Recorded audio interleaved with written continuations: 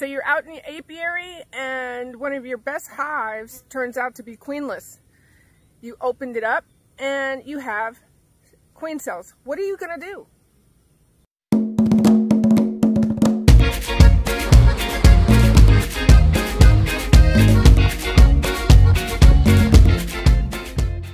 A lot of the literature and different methods of swarm prevention and what do you do say go in and knock those cells down and just leave one. You just have this beautiful hive. Your bees were nice enough to make you anywhere from 4 to maybe even 15 cells, and you're going to be the one to pick one? Which one? And why did you pick it? The bees kind of know what they were doing, and you, the beekeeper, the infallible beekeeper, are going to choose the one that's going to come back mated. Do you know that they have to negotiate all kinds of things to fly and come back, let alone did you pick the right cell? So what are you going to do? This hive was in 4 mediums not quite a month ago. And she was going gangbusters, and she was a little on the old side, a little over 2 years old. And then I came up, and not one egg, but of course when I go and I look, she's got queen cells. So I'm not one to knock down queen cells willy-nilly. If there's no eggs, and that I'm assuming the queen is dead or flew. And my hive did not look like she had swarmed. So what did I do?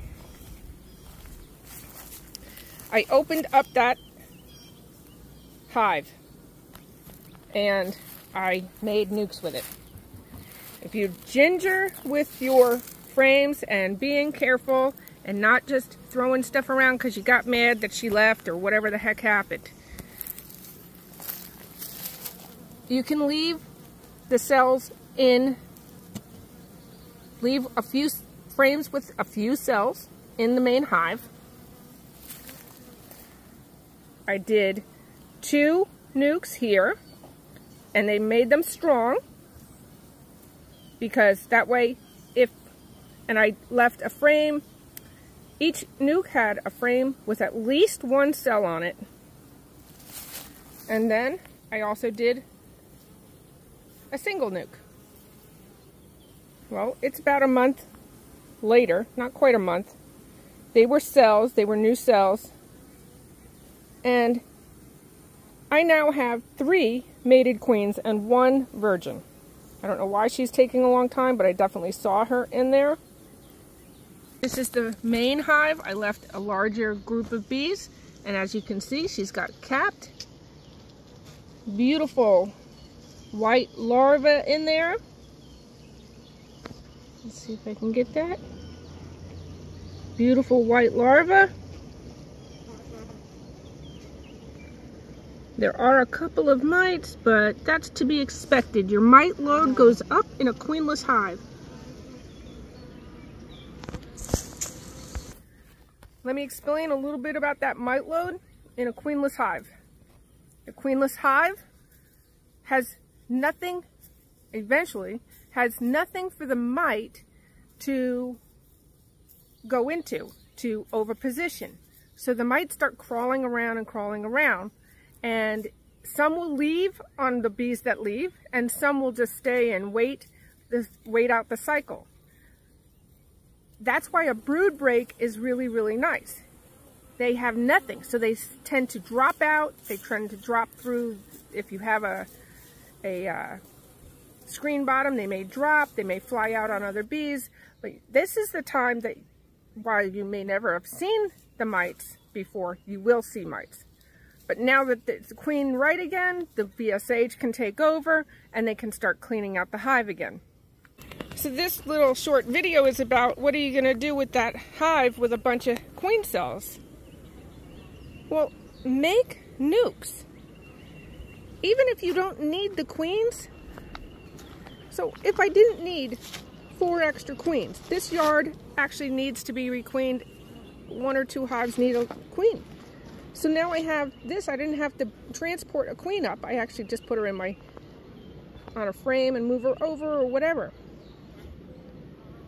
But I just increased my chances from 1 cell that a lot of people say, go ahead and knock down to 1 cell, which I really don't understand, to I left some cells in 4 different hives.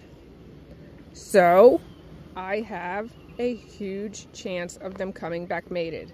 I have a 75% return at this point. I have a good chance at a 100% return, where if you were just to put all your eggs in one basket and leave it in that hive and let 1 cell do it, or even never make a nuke,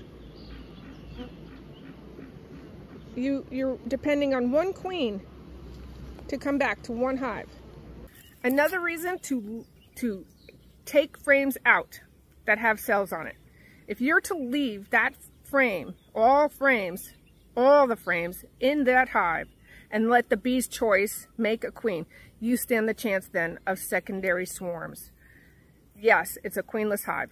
Yes, 1 queen hatches and will go around killing other cells. But did you know that bees actually protect certain cells? They won't let that queen come through and kill off all the cells. So if it's a very big hive, split it down and get more chances at more queens coming back. There's no sense in you trying to choose the cell, and no sense in letting them swarm or have a secondary swarm. And yes, even virgins swarm when they're in a situation like that. So my advice, make nukes, split it down.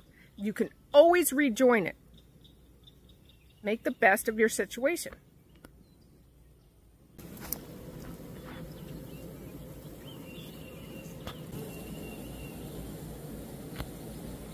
You can always rejoin hives. You can always bank a queen.